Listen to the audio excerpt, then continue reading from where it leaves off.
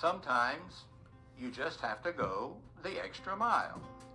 Saturday, March 7th, 1970, dawned bright and beautiful. But it would be only a matter of a few hours before that bright and beautiful sun would be completely hidden from view. That is, if we went the extra mile to see it. We were in seminary at the time, the little town of Wake Forest, which is not so little anymore. Wake Forest would have a 90% eclipse of the sun. Same would hold for Raleigh. Most people content and satisfied with 90%. I wasn't. Neither was my wife, and neither were Barry and Diane, our next-door seminary neighbors. So we hopped in our car, and we decided to go the extra mile, or in this case, about 30 extra miles, to Johnston County to see the most awe-inspiring sight the heavens could possibly offer, a total eclipse of the sun. We got to a country road, Highway 70A, not even sure that exists anymore, down near Smithfield and Selma. Then it started to happen. The earth would soon be in the shadow of the moon. It grew completely, and I do mean completely dark. The stars were out, and the cows out in the field started to come back home again to the barn. And then that most inspiring event of a lifetime. For 3 minutes, you could indeed look directly at the sun, the cornea flashing in the heavens, one big black ball. Some in Raleigh said it got a little dusty, but they were satisfied with 90%. Well, that's like comparing Chimney Rock to the Grand Canyon, and I like Chimney Rock. During this season of Thanksgiving, go the extra mile. See what's waiting on you just down the road. Don't be satisfied with 90%. Be all in. Give 100%. It'll make all the difference, and you may even experience something you never thought possible.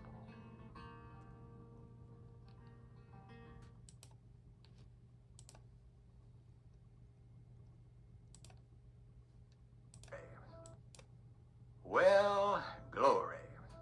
If you live in the far western reaches of North Carolina, you may recognize that as the greeting of the Reverend Fred Lunsford. He's been doing it for over 20 years. It's a trademark. Well, glory. Fred is a retired associational missionary, preacher, teacher, statesman, activist, author, dispenser of wisdom, revivalist. And did I mention Fred is 94?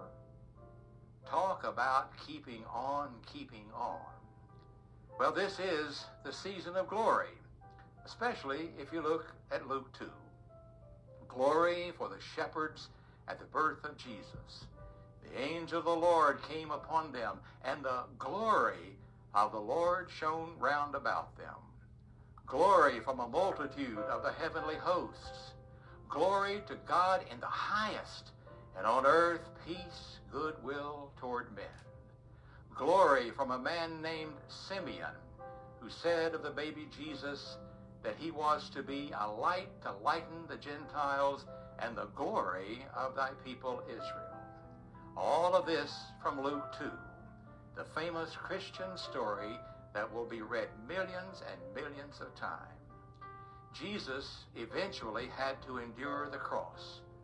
But listen, endurance is not just the ability to bear a hard thing, but to turn it into glory. Fred Lunsford, evangelist, has it right. Wherever you go, whatever you do, there's an opportunity to spread all kinds of goodwill among those who have ears to hear, eyes to see. So adjust your antenna to hear what needs to be heard, to see what needs to be seen, and then to do what needs to be done. And when you've done that, you too can say just what Brother Fred Lunsford has been saying all these years in his beautiful greeting. Well, glory.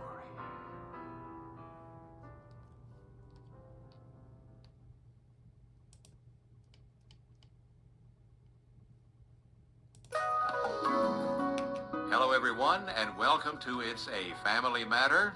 And today, it really is a family matter.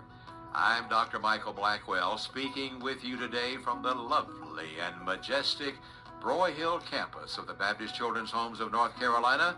And when I say it's a family matter, I mean it literally, because my special guest today is Jason Davis, who grew up right here at Broyhill Home. It's been a long time, Jason. Welcome to It's a Family Matter. Thank you, Dr. Blackwell. Everything's going great. I'm just glad to be back here on campus. It's just so beautiful here, and as you said, it is quite majestic. Well, it is. Now, you have shared your story with us several times in the past. We've written about you in Charity and Children. You have spoken at the Baptist State Convention. We'll talk about that. It's a long time ago. What brought you to Broyhill as a 10-year-old boy? Well, Dr. Blackwell, I had a pretty rough start as a kid. My real father passed away when I was 5, and my mother didn't deal well with his passing and his sickness, and she got addicted to drugs and alcohol. She was stealing drugs from the hospital where she was a registered nurse, and she kind of went off the deep end on that, drinking, and then, of course, she started beating on me, and she would leave me home by myself for days at a time. I went from foster home to foster home back and forth for many years, between 5 and 10. But finally, I did manage to get placed with my grandmother, and my mother showed up at her house and almost beat my grandmother to death. And after that is when I came here to live at Broyhill. Now, was that her mother or mother-in-law? That was her mother-in-law. Okay. So, physical abuse? Oh, yes, sir. Yeah. Beaten with belts, coat hangers, smacked, burned with cigarettes. And how old were you been at the time? 5. My goodness. You know, my mom was married, I think, 5 times. The last time she was married to a guy that lived in a teepee out in California for about 10 years after Vietnam, and he ended up being back here in Haywood County with her, and I was placed back with them. I remember running away from that and calling the sheriff to come pick me up at a neighbor's house so that they wouldn't run with me out of the state. So I do remember that quite vividly. Of course, my grandparents on her side were still alive then, but they passed away after I moved out of Broyhill and went into the Air Force. And your mom? Passed away 2 years ago. 2 years ago. Did you have any reconciliation with her at all? Or, once the separation came, did it stay that way? Well, I was an emancipated minor after coming to Broyhill, and then went to college. She would call the college and actually say that she was my mother calling, and that I was a bad child that wouldn't call her his own mother and all this stuff, which my freshman year, that did cause some concern by the upperclassmen down at the Citadel. They weren't a big fan of that until I told them what the real situation was. She passed away about 2 years ago here, living in the same trailer that was new when I was 5. There were holes in the floor. The door was held on with a mop handle, one working light, no working water, no toilet, no running water inside. They were emptying their waste into the creek next to the house. My goodness. So there was the physical abuse.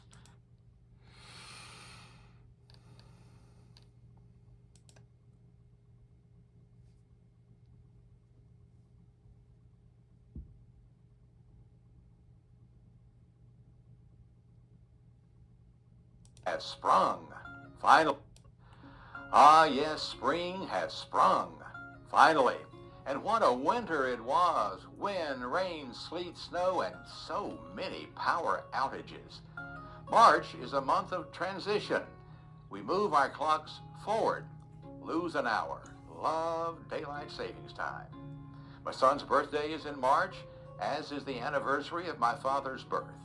There's St. Patrick's Day and the luck of the Irish. March is also the season of Lent, L-E-N-T, that 40-day period that begins on Ash Wednesday and ends 6 weeks later before Easter. Lots of people give up things during Lent. I have a friend who gives up licorice. Licorice? Another gives up plastic. Me? Well, being the foodie that I am, I give up ice cream, donuts, hot rolls, and butter. That's real sacrifice for me. I also give up my to-do list and make a to-don't list. I won't go into that, but it's a lot of fun. My challenge to you is to sacrifice something during Lent in recognition of God's great sacrifice of Jesus on our behalf. I'm Michael C. Blackwell, president of the Baptist Children's Homes of North Carolina, wishing you good things in Jesus' name.